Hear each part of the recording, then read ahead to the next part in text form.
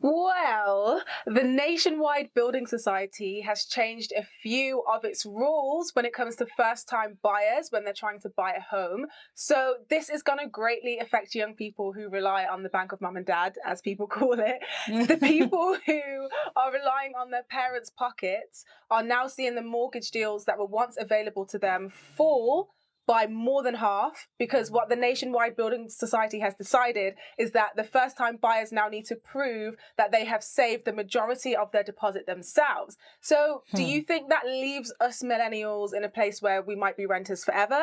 And do you think it really matters whether we're renting or buying?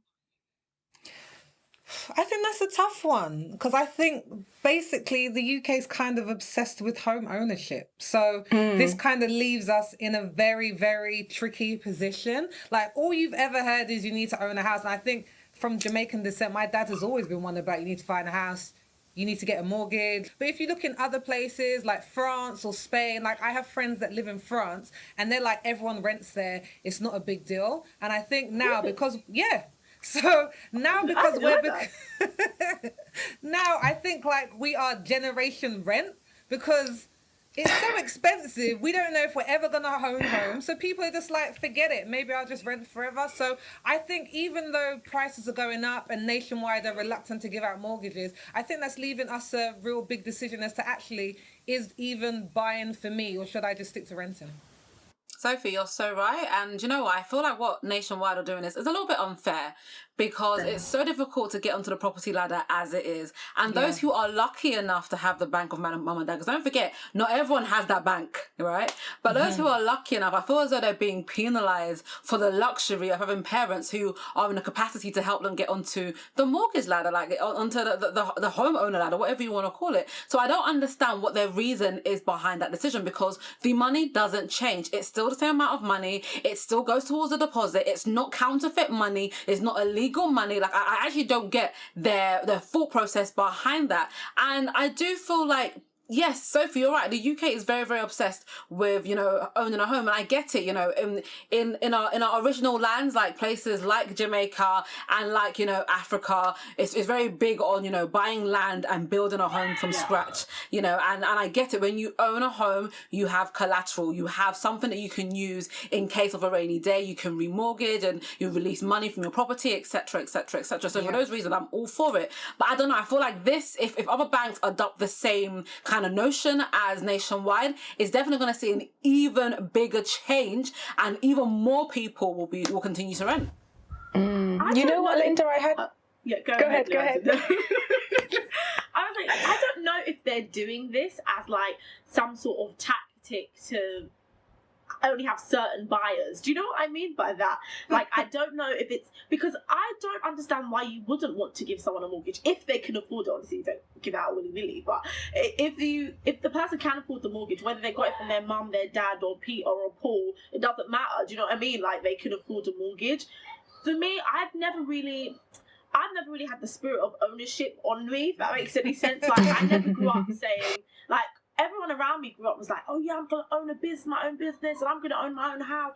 And I never just had that bug. I was just like, oh, I don't know.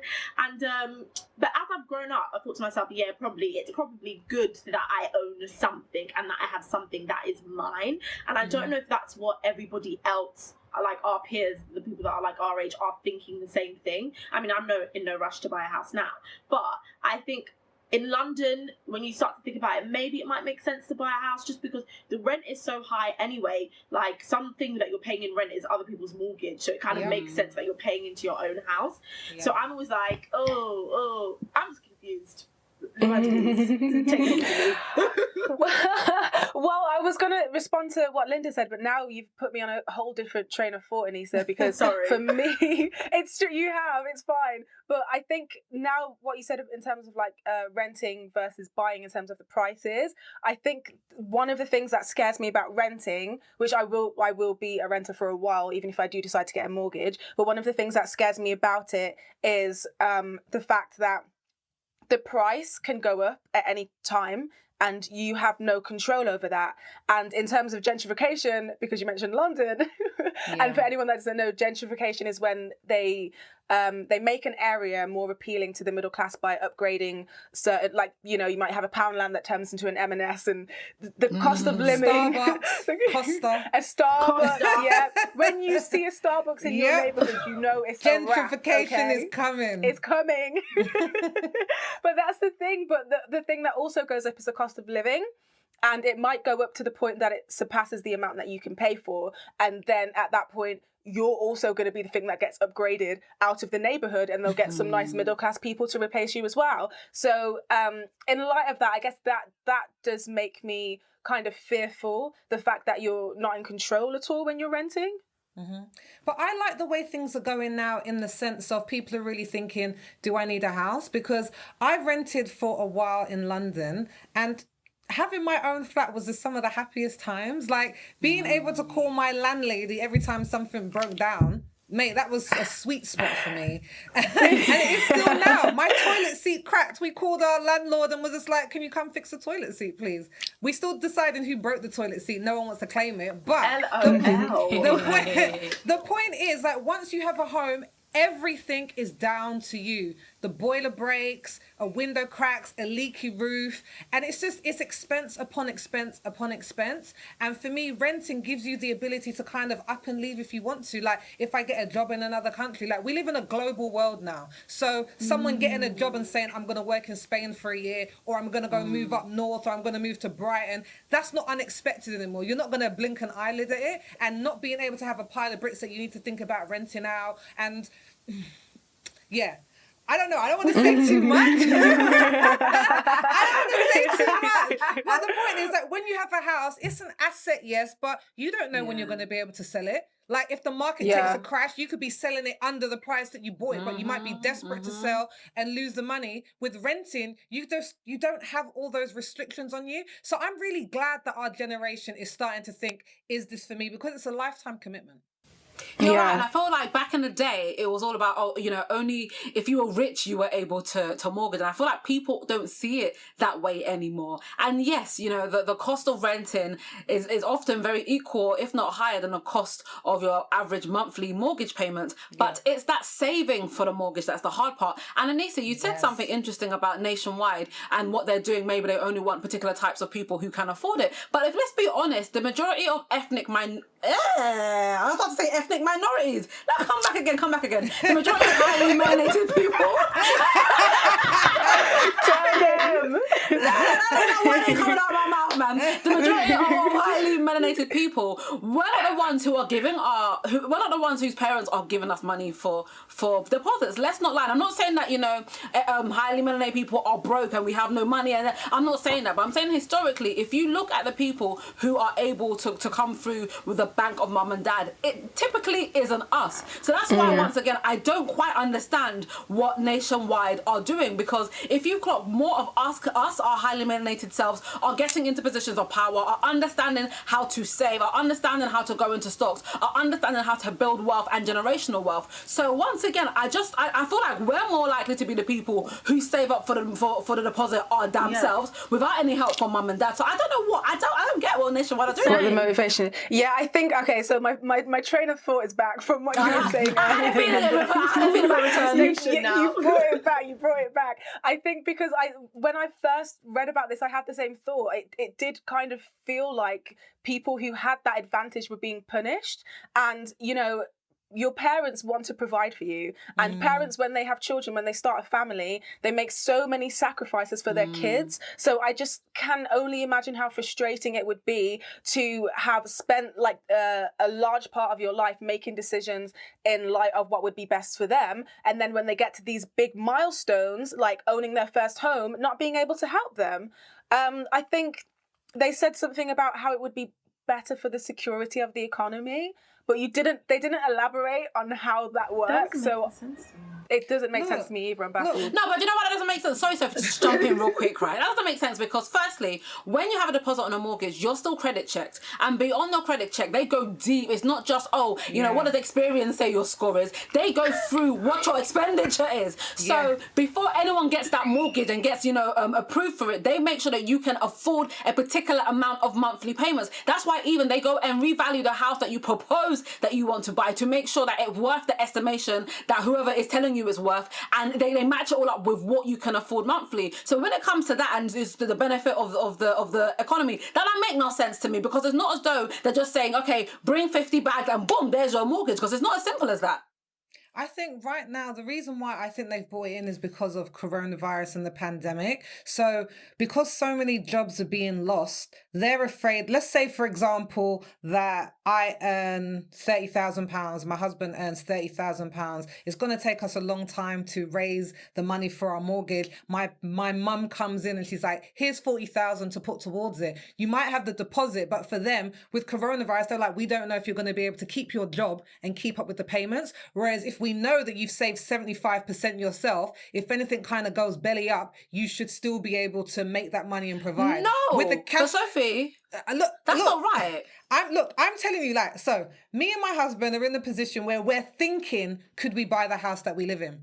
And we have been going through all the checks. And because of coronavirus, they have told us that we couldn't even look at 10% mortgages, like putting up 10%, because they're like, the market is so flooded. They're not even accepting those applications. So they're asking people, if you wanted to give 10, think about giving 15. Try and give more money, because we're not looking to give out less amounts, because now if we give out big amounts of money, we don't know if you're going to be able to secure on that loan. We had to answer, why has your wage not been affected by coronavirus? And I was just like, sorry, what? My brother-in-law... Because I'm covered by the blood of Christ. What is it to you? Hallelujah. Unfortunately, they're not taking that as a reason. For some reason, the blood of Jesus is not convincing them to give us a mortgage.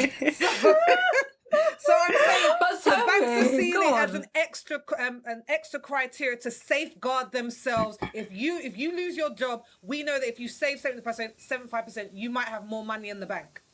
Okay, so when you add it like that, I get that. But so Anissa, but you know what? Here's the thing. Just because you were able to save doesn't mean you can't still lose your job. And just because, and some people, let's not get it twisted, right? When you save for a mortgage, you're not just saving for the deposit, you're saving for all the fees that go along with that. But typically, that's all you have. You're not going to think, okay, well, you know, my deposit is 40, I'm going to save an extra 10 for fees, fine. But you're not going to say, you know what, let me save an extra 20, no, it doesn't work like that. So the same security that they think isn't there because of Corona and people, you know, getting lumps for their deposits still isn't there for people who have saved their deposit. It still doesn't make sense to me. Yeah, I was only going to say, my thought was, how do they know that you're getting this money from your mum and dad? I know that sounds crazy, but like... They go through your statements. They go through your statements. They see exactly what you spent your money on. No, so they'll see what's coming into your account, so from your wages or any other assets that you have, and they will match it up with what's going out on your expenditure. So if you're only getting 30k coming in a year and you're spending, let's say, 20k, but somehow you've managed to save 30k in 1 year, that money came from somewhere. Exactly.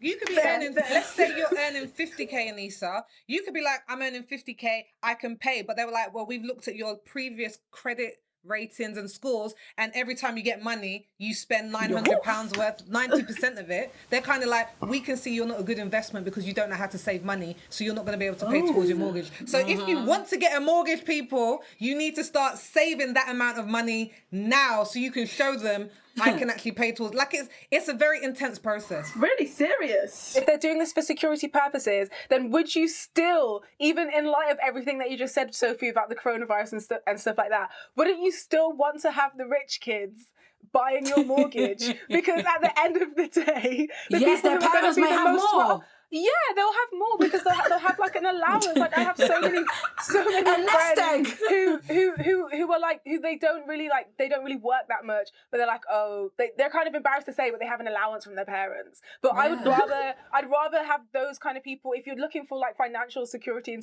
to secure the economy and stuff like that, have those people in the position of like buying their first home, because at the end of the day, if something breaks and they can't afford it, they can just call mummy and daddy and it will get sorted. But the thing that scares me is like when I was looking into like mortgage and everything, that I don't know if you guys know already, but the breakdown of the word literally means until death. Yep. Like that is petrifying. Yep. Petrifying. And if you think about it, it actually goes beyond the grave, because if you die, you still have mortgage. mortgage payments, that's going to then fall to your kinfolk. And so maybe some people, like you guys know Elon Musk is like this, he's like one of the richest men in the world.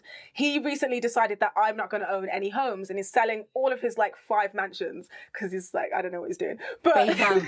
Renting could be the way forward for people. It really could be, because I think you don't want to have your children or have your spouse inherit debt.